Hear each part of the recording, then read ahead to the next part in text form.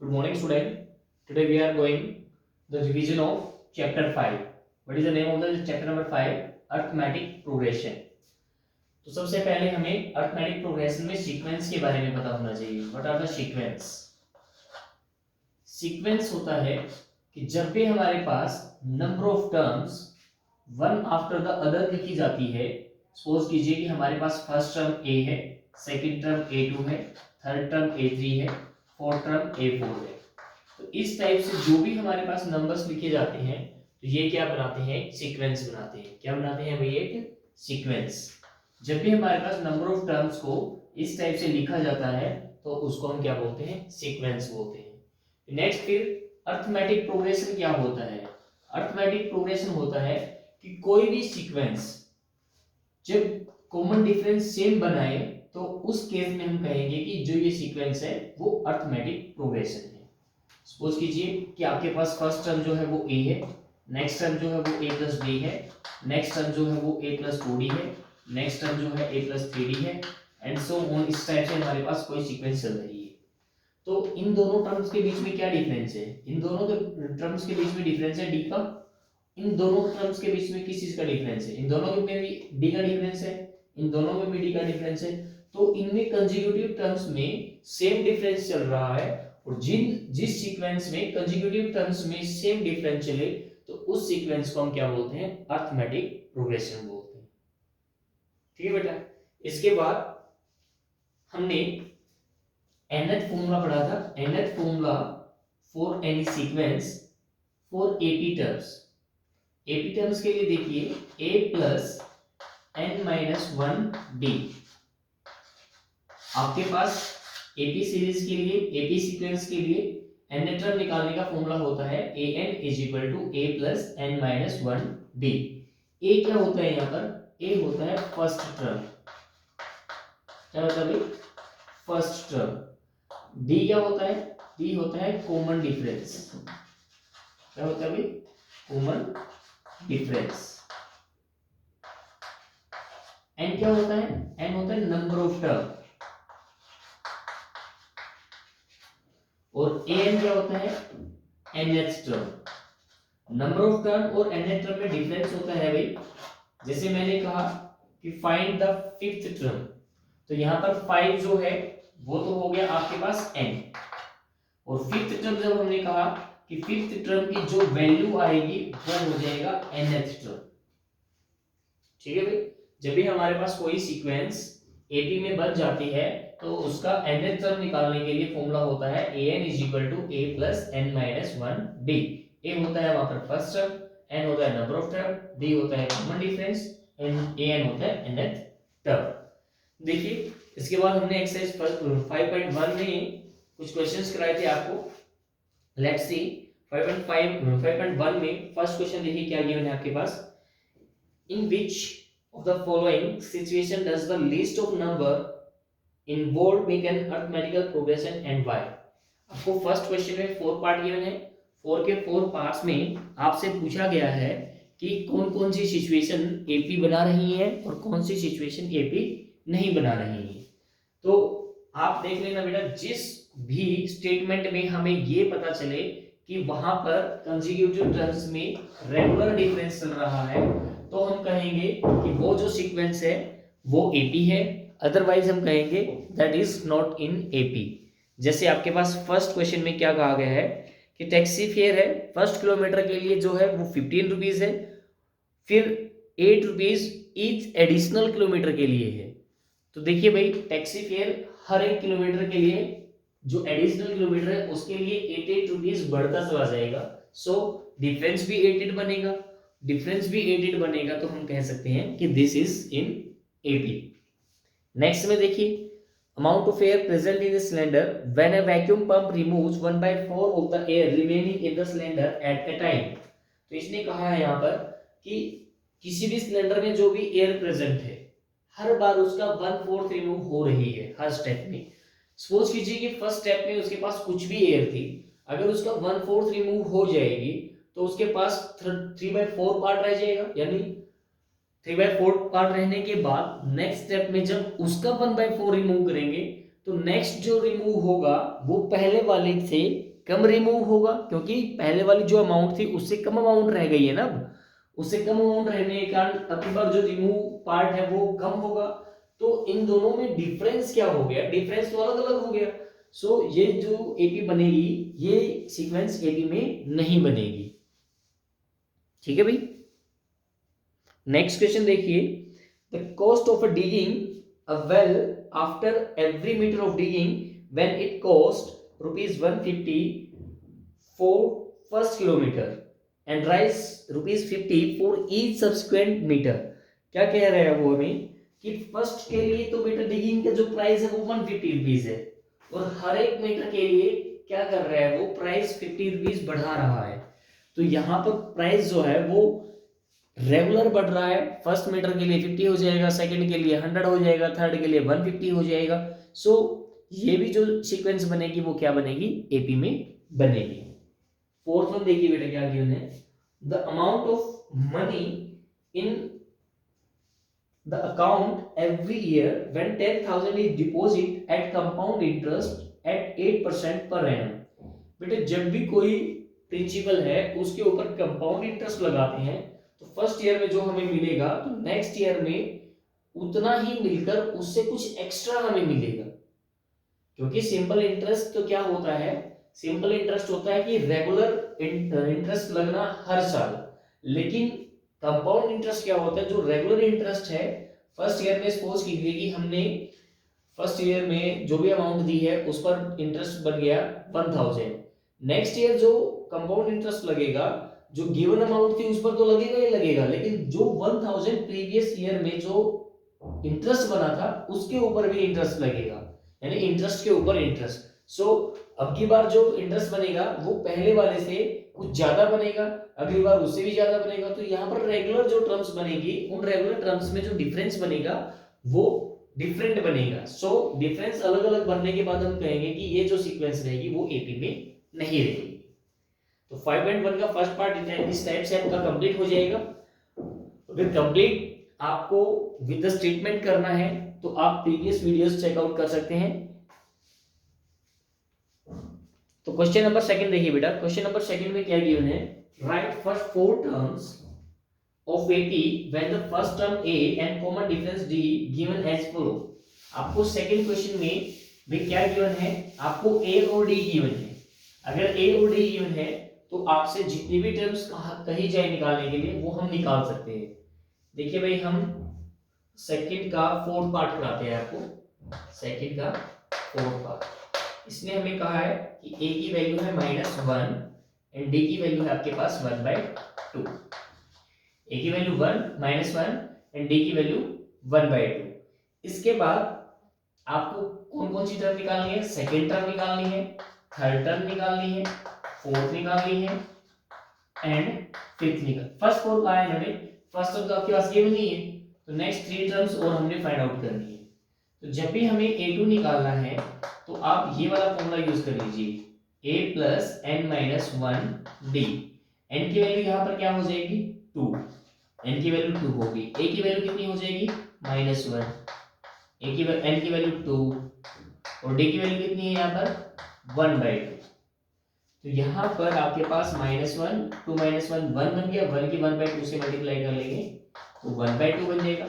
-1 में positive 1/2 add करेंगे तो माइनस का 1/2 रह जाएगा। आफ्टर टेकिंग एलसीएम अगर आप ऐड करते हैं तो उसके द्वारा भी आप चेकआउट करोगे और आपको पता चलेगा कि सेकंड टर्म का जो आंसर आएगा वो -1/2 आएगा। सिमिलरली थर्ड टर्म अगर हमने फाइंड आउट करनी है तो a की वैल्यू -1, n की वैल्यू 3 -1 हो जाएगा, यहाँ पर d कितना है आपके पास 1/2 है। 3 - 2 हो गया 2, 2 की मल्टीप्लाई 1/2 से करेंगे, 2 से 2 कैंसिल हो जाएगा, -1 + 1 -1 और +1 कितना हो जाएगा आपके पास 0। तो थर्ड टर्म का आंसर क्या रहेगा 0। सिमिलरली फोर्थ टर्म हम निकाल लेंगे, तो फोर्थ टर्म निकालेंगे तो क्या हो जाएगा, a की वैल्यू -1, n की वैल्यू 4 एंड d की वैल्यू 1/2, -1 + 3/2।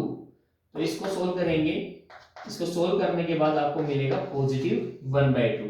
तो आपके पास फर्स्ट 4 टर्म बनेगी -1 -1/2 पॉजिटिव 0 एंड पॉजिटिव 1/2। इस टाइप से आपकी ये फर्स्ट 4 टर्म निकल जाएगी। तो सेकंड क्वेश्चन को हमने इस टाइप से सोल्व कर रहे हैं। कभी आपको स्ट्रेट वोल नंबर में गिवन है, कभी आपको डेसिमल में गिवन है। ठीक है भाई, इस टाइप से ये क्वेश्चन सोल्व हो जाएगा। थर्ड देखना next, for the following APs right the first term and the common difference. आपके पास क्या गिवन है, आपके पास एक सीक्वेंस गिवन है और इन्होंने ये भी दे दिया कि ये सीक्वेंस जो है वो एपी में है, तो आपको फर्स्ट टर्म और कॉमन डिफरेंस लिखना है। बहुत ही इजी है ये तो। सपोज देखिए भाई, हम करा देते हैं third part. Third part 1/3, 5/3, 9/3 and 13/3। तो देखिए अगर इसमें फर्स्ट टर्म हमें कहा है तो फर्स्ट टर्म हो जाएगा 1/3। b कहा है, b कैसे निकलेगा, a2 माइनस a1। a2 आपके पास 5/3 है और a1 आपके पास 1/3 है। तो एलसीएम ले लिया हमने 3, 5 माइनस 1 दैट विल गेट 4/3। तो इस टाइप से आपकी a की वैल्यू आ जाएगी 1/3 एंड कॉमन डिफरेंस आ जाएगा 4/3। सिमिलरली थर्ड क्वेश्चन आपने कंप्लीटली ऐसे ही सोल्व करना है, फर्स्ट टर्म बताना है और कॉमन डिफरेंस बताना है। हो जाएगा बेटा ये भी। फोर्थ क्वेश्चन देखिए, फोर्थ क्वेश्चन में क्या कर दिया इन्होंने, फोर्थ क्वेश्चन में क्वेश्चन नंबर फर्स्ट से लेकर क्वेश्चन नंबर थर्ड तक जो जो हमने किया है वो सारा का सारा पार्ट इन्होंने फोर्थ क्वेश्चन में हमसे पूछ लिया है।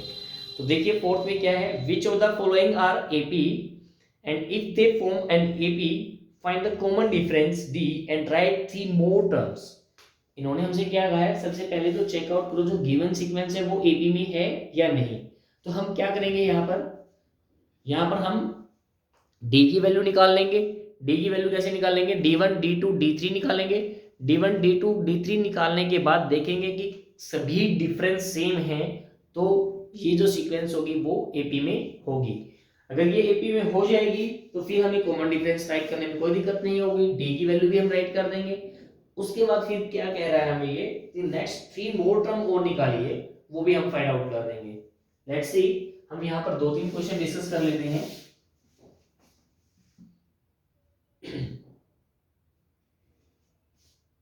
सबसे पहले हम डिस्कस कर लेते हैं क्वेश्चन नंबर 6।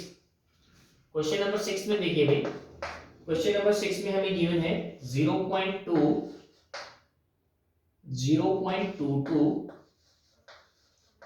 0.222, 0.2222। इस टाइप की सीक्वेंस आपके पास गिवन है। आप d1 निकालिए। d1 कैसे निकालते हैं, a2 माइनस a1। तो 0.22 में से 0.2 माइनस करेंगे, 0.2 को 0.20 लिखा जा सकता है। अगर इसमें से ये सबट्रैक्ट करें तो आपके पास जो आंसर आएगा 0.02 आएगा। ठीक है भाई, d1 की वैल्यू आ गई आपके पास 0.02। d2 निकाल लीजिए। d2 कैसे निकलेगा, a3 माइनस a2। a3 आपके पास कितना है, 0.222 माइनस 0.22। अगर हमने इसमें से ये सब्ट्रैक्ट कर दिया तो आपके पास जो आंसर आ रहा है वो 0.002 आ रहा है। d3 भी निकाल लीजिए। d3 की वैल्यू क्या हो जाएगी, a4 माइनस a3। तो a4 माइनस a3 करेंगे तो 0.2222 माइनस 0.222। तो यहाँ से अगर हम निकाल रहे हैं तो आपके पास जो डिफरेंस आएगा वो आएगा 0.0002। तो क्या आपके पास d1 equal to d2 equal to d3 है, नहीं है। सो जो गिवन सीक्वेंस है वो एपी में नहीं है। एपी में नहीं है तो हम इसका डी भी राइट नहीं कर सकते। डी भी राइट नहीं कर सकते तो हम एनथ फॉर्मूला भी इसके ऊपर इंप्लीमेंट नहीं कर सकते। ठीक है भाई, नेक्स्ट देखिए भाई,